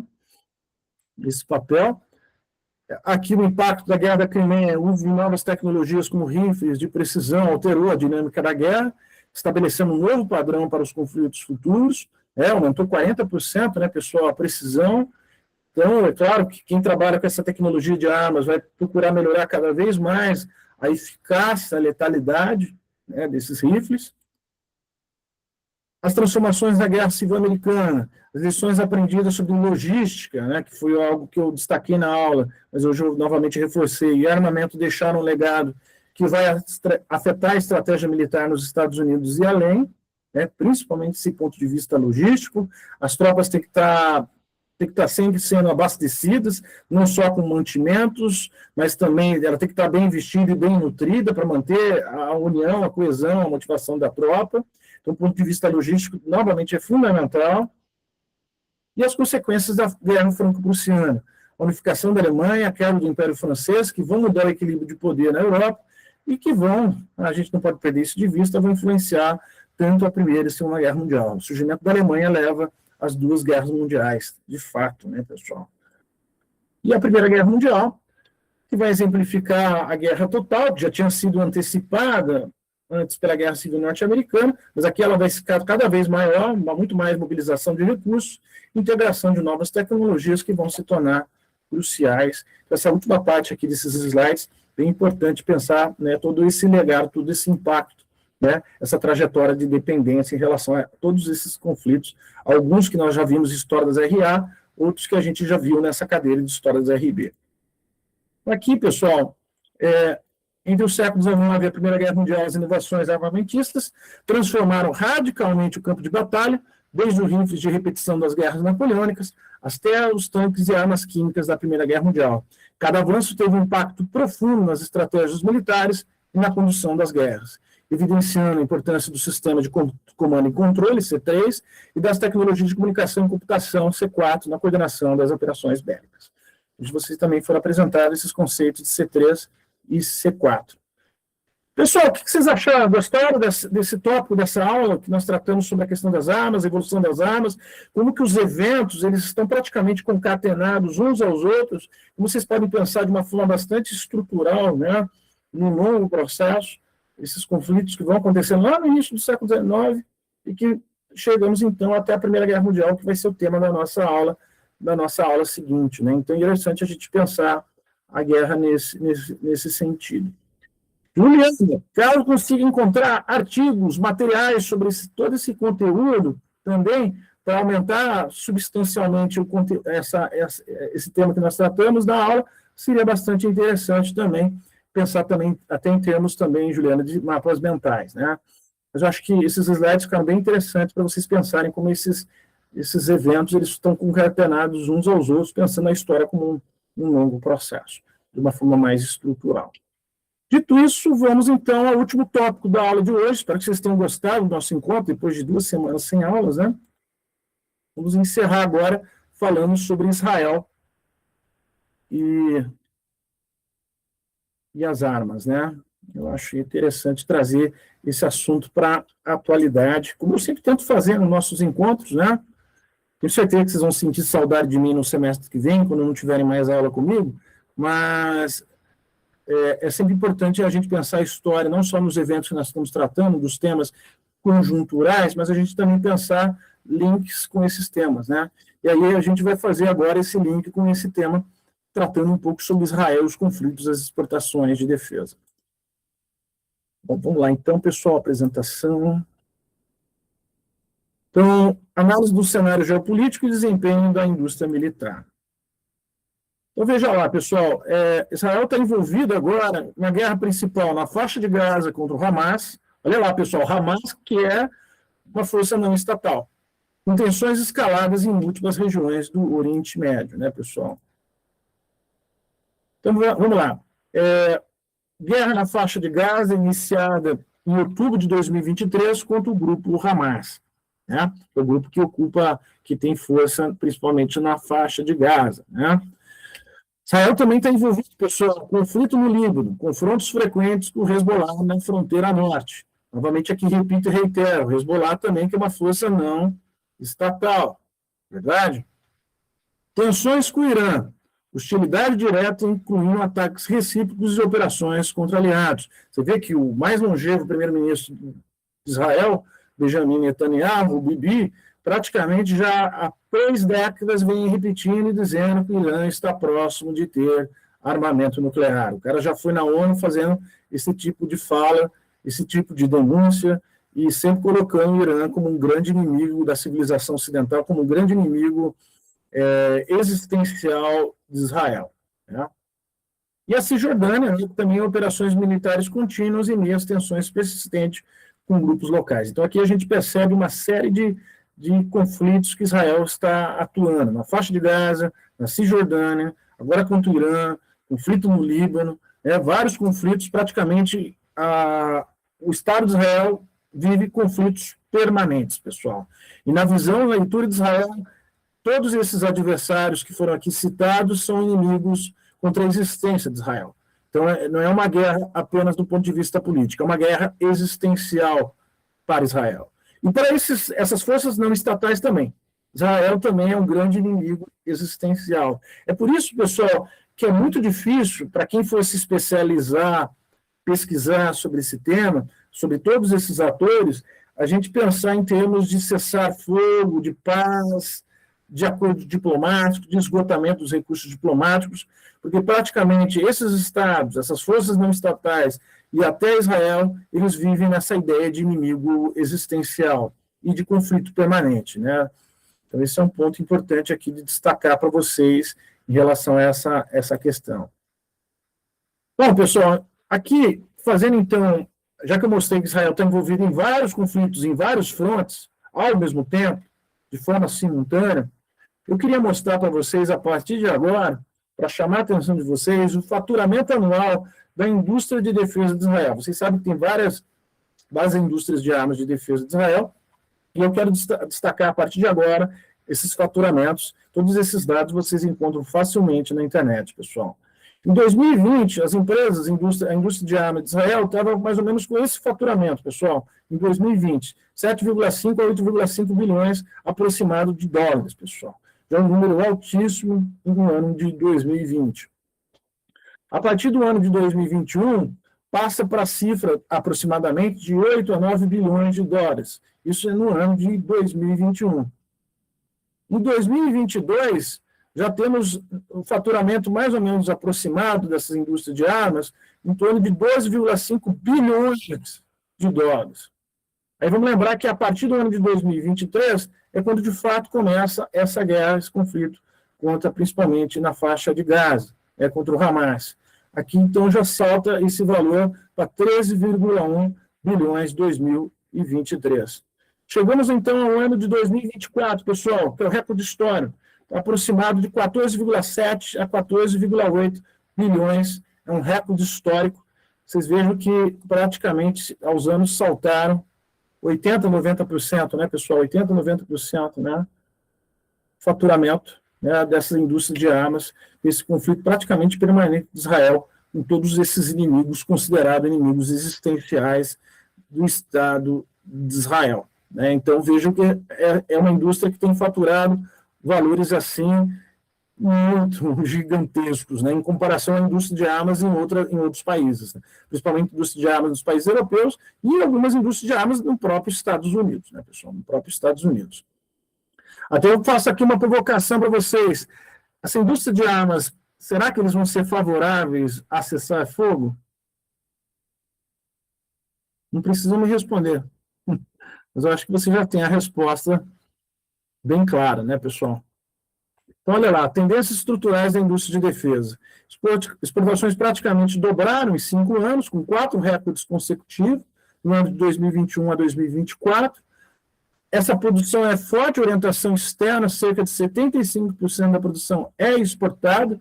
Então, além de ser utilizada pelo Exército de Israel, testado em batalha, isso é um outro ponto, testado principalmente contra crianças e contra as mulheres, essas armas também são exportadas, e é feito o teste, é bem cruel e realista que eu estou dizendo, mas são testadas, então, contra as populações civis, né? E a consolidação como um dos principais exportadores globais, né? Aproximadamente 4% do mercado mundial é o mercado, a fatia de mercado dessas indústrias de armas israelenses, né, pessoal? Então, a composição das exportações, só para vocês terem uma ideia, no ano de 2024, 48% dos sistemas de defesa aérea, mísseis e foguetes, que essa indústria de armas produz, e demais veículos blindados, eletrônicas, satélites e guerra eletrônica, principalmente componentes de satélite, né, e guerra eletrônica, e essa indústria de defesa também produz em grande quantidade, pessoal. Aqui, síntese, trajetória e consolidação. Então, o faturamento externo cresceu de 8 bilhões para quase 15 bilhões anuais nos últimos 5 anos. E a trajetória de crescimento acelerado e sustentado, consolidando Israel como potência exportadora de tecnologia militar, pessoal. Então, um país que vive num conflito permanente já há algum tempo, em vários frontes de batalha, que vai se alimentando e retroalimentando essa indústria de arma à medida que vai se envolvendo com outros atores, né? Então, a gente não pode pensar que nada é surpresa quando Israel se envolve nessa guerra diretamente contra o Irã, né? Comentários, pessoal? Nem gostaria de fazê-lo? Alguma observação? Chocante, né, pessoal? Chocante. Então, eu trouxe mais essa questão atual, né, em relação a esse conflito que envolve Israel, na faixa de Gaza, na Cisjordânia, contra o Líbano, contra também, evidentemente, contra o Hezbollah no Líbano, né? E contra o Irã. E a gente não pode esquecer também que eu não coloquei aí as milícias no norte do Iraque, né? Milícias no norte do Iraque, milícias xiitas no norte do Iraque, e também contra os Houthis. Então, para vocês verem em quantos frontes, evidentemente, Israel está lutando no atual momento. É bem curioso que, ao mesmo lado, né, as indústrias de armas israelenses estão faturando números recordes, né, à medida que esse Estado vai declarando guerras a vários atores, não só estatais, como também não estatais. É muito interessante também a gente perceber as guerras, né, os conflitos ativos que nós temos no século XXI, que não ficam ligados exclusivamente a estados, mas ligados também a atores não estatais, como eu já tinha dito. Como critério de observação, eu queria que também a Juliana se apresentasse aqui ao vivo e a cores. Se é tímida, pode ficar só sem câmera, mas conversa aqui com os calouros e faz também um comentário aí sobre a aula, por favor, Juliana, para a gente encerrar com chave de ouro. Tá bom. Então, acho que vocês já me conhecem, eu sou a Juliana, sou do 5º semestre.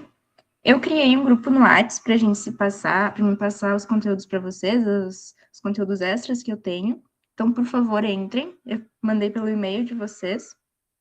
E sobre a aula de hoje, eu vou achar os artigos sobre a Bela Época para falar sobre no Brasil, especialmente sobre os direitos das mulheres e coisas assim. E é isso. Tô acabando de fazer um mapa mental para já enviar. Maravilha, muito bom. Espetáculo, pessoal. Acho que a aula retomamos com grande estilo. Semana que vem a gente volta presencialmente, certo? Eu peço milhões de desculpas, Larissa, mas hoje eu já vou passar essa tarde aqui encaminhando materiais para você em relação a todos os nossos encontros que nós tivemos até o presente momento, certo, Larissa? E semana que vem a gente retoma, então, presencialmente. Vamos ter uma das aulas mais importantes do semestre, que é sobre a Primeira Guerra Mundial. Caso a Juliana não tenha aula na semana que vem, nesse horário, ela está convidada também para participar, né? Vocês também, acho que já conhecem presencialmente, também a própria Juliana, mas aí a gente faz essa interação presencial na semana que vem. Hoje a Juliana, então, vai encaminhar esses materiais, eu também farei aqui, tem prova, que pena. Mas eu mando também hoje o resumo da aula, como vocês sabem, sempre mando o resumo da aula, e daqui a pouco então, vocês vão receber e-mails repetidos, porque a Larissa não estava na lista dos e-mails. Tá bom, pessoal? Novamente agradecer, tá? Na semana que vem eu conto detalhes sobre o concurso, que eu imagino que vocês estão também curiosos em saber como foi, né? E semana que vem eu conto os detalhes a respeito disso e a gente conversa melhor, tá bom? Hoje até o Ping também assistiu a aula de hoje, tá? Tchau para vocês, beijão, fiquem bem, até semana que vem, boa semana para vocês, a gente se vê, tá? Tchau, tchau. Certo, obrigado pela aula, professor. Tchau, Tchau, tchau. Obrigado, valeu, tchau, tchau. Tchau, professor. Valeu, obrigado.